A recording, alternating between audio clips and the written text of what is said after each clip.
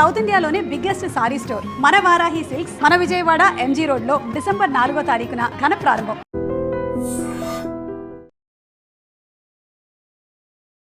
Welcome to 18 news. This is Pavan. So iBomma Ravi విషయంలో మరో సంచలన నిజాలు అయితే బయటికి రావడం జరిగింది. ఐబొమ్మ రవికి డిపార్ట్మెంట్ వాళ్ళు ఒక మంచి ఆఫర్ అయితే సైబర్ క్రైమ్ డిపార్ట్మెంట్ లో ఒక మంచి జాబ్ అయితే ఇవ్వడం జరిగింది. ఐబొమ్మ రవి నేను చెయ్యలేను అని చెప్పేసి దాన్ని రిజెక్ట్ చేయడం కూడా జరిగింది.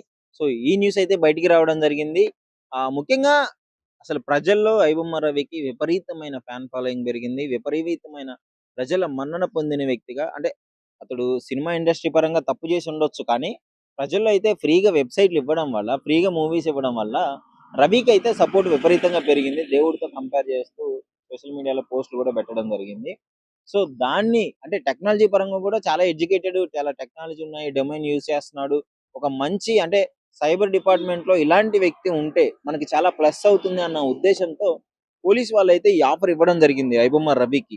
ఐబొమ్మ రవి ఏం చెప్పాడంటే, నేను డెఫినెట్లీ ఇది నేను చేయలేను, నేను మళ్ళీ కరేబియన్ దీవ్స్కి వెళ్ళిపోతాను, అక్కడికి వెళ్ళిన తర్వాత ఒక రెస్టారెంట్, ఒక హోటల్ లాంటిది పెట్టుకొని నేను అక్కడే చిన్నగా నడిపించుకుంటాను అని చెప్పేసి అంటున్నాడు. ఎందుకంటే అక్కడ ఆల్రెడీ అతనికి ఆ సిటిజన్షిప్ ఉంది కాబట్టి నేను అక్కడికి వెళ్తాను అని చెప్పేసి అని అంటున్నాడు. ముఖ్యంగా అసలు ఈ కేసు నుంచి ఐబొమ్మ ఇంకోటి ఏంటంటే, మనోడు పైరసీ చేయలేదు, ఆ డొమైన్ యాక్చువల్లీ మూవీ రోల్స్ అనే వెబ్సైట్ నుంచి నేను తీసుకున్నాను, ఇలాంటి వెబ్సైట్ నుంచి నేను సినిమాలు తీసుకొని దాని క్వాలిటీ పెంచి దాన్ని మార్చి చెప్పానని కూడా బయటికి రావడం జరుగుతుంది.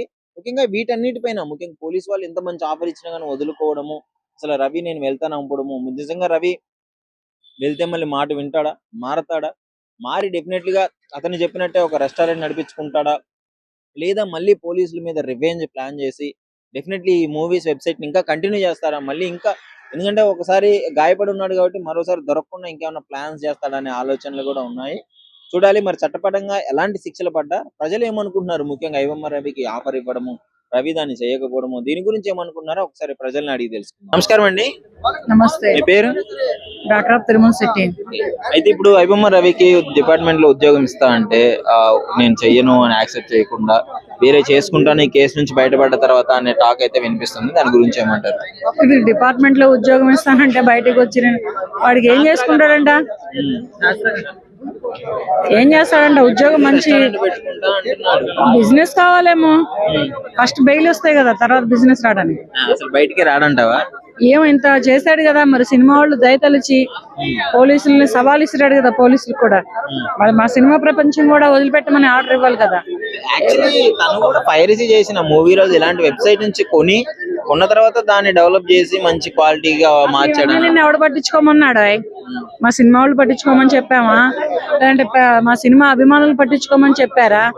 ఎవరు చెప్పని వాటిని పట్టుకొని నువ్వు చేసి నేను వేరే ఏవేవో చేశాను, ఈ కథలన్నీ ఇక్కడ చెప్పొద్దు, వెళ్ళి వేరే దేశంలో ఎక్కడని చెప్పుకో. అదే అటే వెళ్ళిపోతాను, నేను కరేబియన్ తీసుకెళ్లి ఒక రెస్టారెంట్ పెట్టుకుంటాను, నన్ను వదిలేయండి అని అంటున్నాడు. నువ్వు ఎందుకు వదిలేస్తారు? నువ్వు కరేబియన్ తీసుకుపోయి ఏం చేస్తావు? రెస్టారెంట్ పెట్టుకుంటావో ఇంకా ఇంతకు మించి ఏమైనా చేస్తావేమో.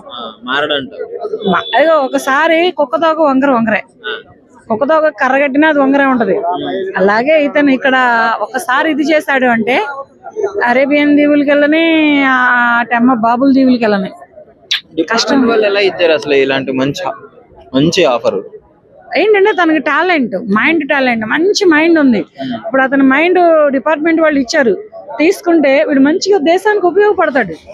అది వదిలేసి నేను అరేబియన్ దీవులకి వెళ్తాను, అక్కడ ఏదో బిజినెస్ పెట్టుకుంటాను, ఫస్ట్ ఆ అరేబియన్ దీవులు వాళ్ళు పట్టుకుంటే అక్కడ లోపలేస్తే సరిపోతుంది. ఫస్ట్ వదిలితే కదా, ఏమో వదిలితే మాత్రం ఇంకేదేదైనా అరాచకం చేయొచ్చు, వదలటం మాత్రం వేస్ట్ అని అడిగితే ప్రస్తుతానికి. శిక్ష కంప్లీట్ అయిన తర్వాత కంప్లీట్ అవ్వాలి. శిక్ష కంప్లీట్ అయిందో ఏం చేస్తుందో అది చట్టం, న్యాయం, ఇష్టం.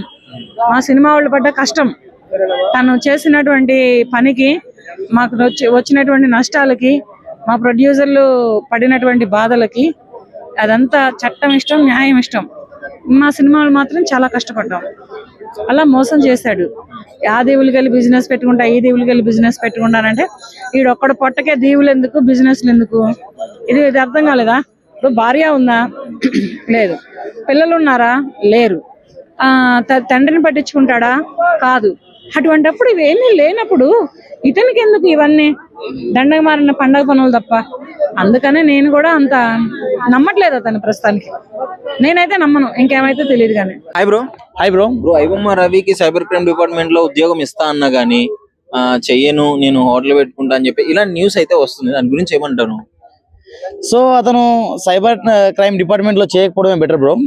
ఎందుకంటే అతనికి తెలుసు, అంటే అతనికి తెలిసింది ఏంటంటే నేను చాలా డబ్బులకి కకృతి పడ్డోని, నేను చాలా తప్పు అంటే నేను కొన్ని తప్పులు చేసినోని.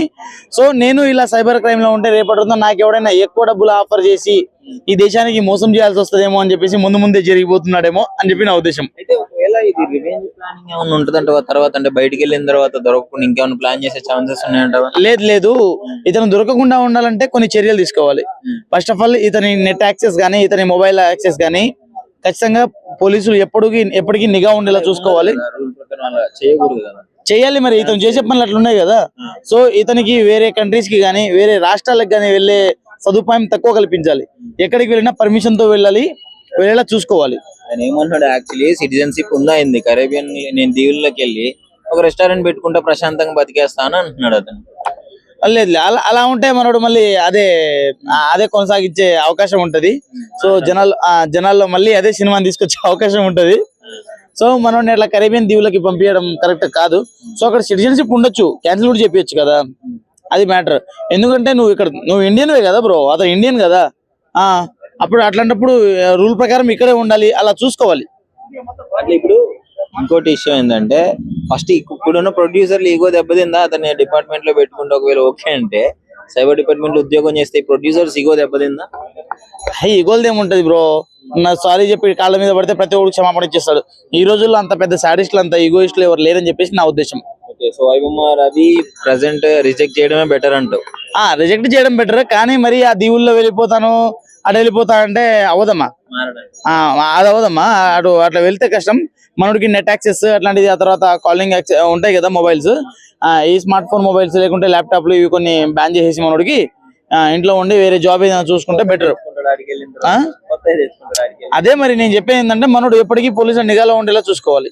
రవికి సైబర్ క్రైమ్ డిపార్ట్మెంట్ లో ఉద్యోగం ఇస్తాను ఒక ఆఫర్ ఇస్తే, రవి దానికి అంటే యాక్సెప్ట్ చేయలేదు అనే న్యూస్ అయితే వస్తుంది. ఒకవేళ చేస్తే ఎలా ఉంటుంది, చేయకపోతే ఎలా ఉంటుంది? వాస్తవానికి రవి మైండ్ అనేది ఏ విధంగా ఉంటుందంటే, ఆయన ఒక బిజినెస్ మైండ్ సెట్. ఎంతసేపు ఒక బిజినెస్ పరంగా, లేదంటే ప్రజలకు సేవ చేయడానికి ఒక ఉద్దేశంతో ఆయన ఇదంతా కూడా చేశాడు. సో అలాంటి వ్యక్తి ఒకళ్ళ కింద బానిసగా ఉద్యోగం చేయడం ఆయనకి ఇంట్రెస్ట్ లేదు కాబట్టి ఆయన రిజెక్ట్ చేశాడు అనేది అర్థమవుతుంది. సో బానిసగా చేయడం ఇష్టం లేదు కానీ ఇట్లాంటి క్రైమ్ చేయొచ్చు. లేదు, క్రైమ్ ఎవరు కూడా ప్రోత్సహించట్లేదండి. క్రైమ్ అనేది చెప్తున్నాము. సో ఎవరైతే ఆయనకు ఆఫర్ చేశారో అది నిజంగా క్రైమ్ అయినప్పుడు వాళ్ళు ఎట్లా ఆఫర్ చేశారో ఒకసారి ఆలోచించండి. సో అంటే టెక్నాలజీని ఒక మంచిగా వాడుకోవచ్చు, మనం చెడుగా వాడుకోవచ్చు. రవి చెడుగా వాడుకున్నాడు, మంచికి యూజ్ చేసుకుందాం అన్న కాన్సెప్ట్ ఆ డిపార్ట్మెంట్ వాళ్ళు అయితే ఛాన్స్ ఇవ్వడం జరిగింది. తప్పకుండా అండి, పోలీసు డిపార్ట్మెంట్ కు మేము తప్పకుండా ధన్యవాదాలు తెలియజేస్తున్నాం. ఎందుకంటే ఆయన ప్రజల కోసం చేశాడు కాబట్టి తప్పైనప్పటికీ దాన్ని తప్పనే ఖండించాలి. తప్పును ఒప్పు అని మనం చెప్పినంత మాత్రాన ఒప్పు కాదు. సో రవి ఏంటంటే ఆయన దగ్గర ఒక టెక్నాలజీ ఉంది రవి దగ్గర. ఎందుకనంటే రవి అనే వ్యక్తి ఇదే అంటే ఇట్స్ నార్మల్ పర్సన్. సో ఆయన ఎందుకు ఇంత హైప్ చేస్తున్నారు అనేది ఒకటి ఏంటంటే, ఆయన దగ్గర టాలెంట్ ఉంది. ఎందుకంటే ఇంత పైరసీ చేయడానికి ఆయన కొన్ని సంవత్సరాలుగా కష్టపడి ఇంత హైప్ గా క్రియేట్ చేశాడు. హెచ్డి ప్రింట్ తోటి ఆయన రిలీజ్ చేస్తున్నాడు సినిమాలు. సో పోలీస్ డిపార్ట్మెంట్ కూడా ఏంటంటే ఆయన టెక్నాలజీ, ఆయన నాలెడ్జ్ ని దేశ రక్షణ కోసం వాడుకోవాలని అనుకుంటుంది. తప్పేం లేదు. కానీ రవికి ఇంట్రెస్ట్ లేనప్పుడు ఎవరు చెప్పినా, మనం చెప్పినా, ఇంకోరు చెప్పినా అది అంటే మనం చెప్పినంత ఆయన చేయడు కదా. రవి నిజంగానే మారిపోయి దేవుళ్ళకి వెళ్ళి రెస్టారెంట్ పెట్టుకొని చిన్నగా నడిపించుకుంటాడు అంటావా, మళ్ళీ ఏమన్నా చేసే ఛాన్స్ ఉందా ఇలాంటివి? వాస్తవానికి రవి ఎలా చేస్తాడు అనేది మనం దేవుడిని కాదు కదండి, ఆయన ఏ విధంగా చేస్తాడు అనేది మన చేతిలో ఉండదు. వాస్తవానికి నేను ఏమంటున్నా అంటే, ఏదైనా కూడా అది నిజమే క్రైమ్ అయినప్పుడు దానికి తగిన శిక్షలను విధించడంలో తప్పు లేదండి. అదే విధంగా ఇన్ కేసు అంతకంటే ఎక్కువ కూడా విధించడం అనేది రాంగ్. ఎంతవరకు ప్రభుత్వం ఎన్ని శిక్షలు ఉంటాయో అన్ని శిక్షలు విధించాలి. అంతకంటే కావాలని చాలా మంది మీరు అంటున్నారు కదా, చాలా మంది కొన్ని చోట్ల ఎన్కౌంటర్ చేయాలంటున్నారు. అది దానికి శిక్షకు అది కాదు సమస్య. ఎంతవరకు సొల్యూషన్ ఉంటుందో అంతవరకే చేయాలి, ఎక్కువ చేయడం కూడా సరైనది కాదు. Hi bro. ఐబొమ్మ రవిది ఒక అప్డేట్ అయితే వచ్చింది. ఉద్యోగం ఇచ్చినా గానీ సైబర్ క్రైమ్ డిపార్ట్మెంట్ లో నేను వద్దు, నేను వెళ్ళిపోతాను, సారీ అని చెప్పేసినట్టయితే తెలుస్తుంది. ఒపీనియన్ ఏంటి, మీ ఒపీనియన్ దానిపైన? ఐబొమ్మ రవి గారికి ఉద్యోగం ఇవ్వడం అంటే చాలా మంచిదే. ఇప్పుడు మన ప్రభుత్వం అతని టాలెంట్ గుర్తించి ఉద్యోగం ఇచ్చిందంటే మాటలు కాదు. మన తెలంగాణ ప్రభుత్వం అతని టాలెంట్ గుర్తించి సైబర్ క్రైమ్ లో జాబ్ ఇవ్వడం అంటే మాటలు కాదు. అతను వినియోగం చేసుకుంటే బాగుంటది. ఇప్పుడు ఐబొమ్మ రావన్న నువ్వు ఇట్లా జాబ్ ఇచ్చింది మంచిదే, దాన్ని వినియోగపరచుకుంటాడని చెప్పేసి నేను అనుకుంటున్నా. అన్నను వద్దు నేను వెళ్ళిపోతాను అని అంటున్నాడు కదా. వద్దు నేను వెళ్ళిపోతా అంటే ఆయన పెంటపాడుకు పంపురి, ఇంకేం చేస్తాడు. ప్రభుత్వానికి నేను చెప్తాను, సరే నువ్వు మారు, నీకు ఒక అవకాశం ఇచ్చిరు, దానికి నువ్వు మారు. నీకు ఉద్యోగం అంటే మాటలు కాదు కదా, నిన్ను జైల్లో తీసుకొని ఏ బొక్కలో నీకు కటకటాలు ఎన్నికేసి నీకైతే ఇవ్వట్లేదు కదా. ఉద్యోగం ఇచ్చినంటే మంచిదే కదా భయ్యా. నేను దానికి ఇట్లా నీ ఒక ఐబొమ్మ రేవని అభిమాని ఇట్లా చెప్తున్నా అన్న, నువ్వు జాబ్ లో జాయిన్ గా మంచిగా జాబ్ చేసుకో. ఇంకా వచ్చిన తర్వాత లీడ్స్ ఇచ్చినట్టే కదా రవికి, పిచ్చోడి చేతికి రాయిచ్చినట్టే. ఇంకా అట్లా ఎందుకంటే వచ్చాక మైండ్ సెట్ మారకుండా ఏమన్నా చేయగలిగితే అలా ఏముండదు భయ్యా. అట్లేముంటది, పిచ్చోని చేతికి రాయించినట్టు నువ్వేలా అంటున్నావు.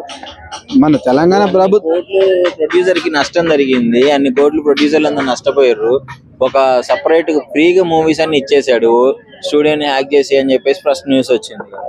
నేనేమంటున్నానంటే మరీ ఇలాంటివి ఇంకా ఎవరు చేయకూడదు అని ప్రభుత్వం భావించి ఇలాంటి వాళ్ళని సపోర్టింగ్ చేసి ప్రభుత్వం కోటల్ని వీళ్ళకి జాబులు ఇస్తున్నారని చెప్పేసి నేను అనుకుంటున్నా. మరో ఐబొమ్మ రవి కాదు, మరో మూవీ రూల్స్ రవి ఇట్లా తయారు కాకుండా ఉండాలంటే ప్రభుత్వం నిర్ణయించింది ఏంటంటే జాబ్ ఇవ్వడమే నాకు తెలిసి బెటర్ అని నేను చెప్పేసి అనుకుంటున్నా. ఒకవేళ ఇప్పుడు ఇట్లా స్కామ్ చేసే వాళ్ళందరూ దొరికితే ఉద్యోగాలు ఇచ్చేస్తారా?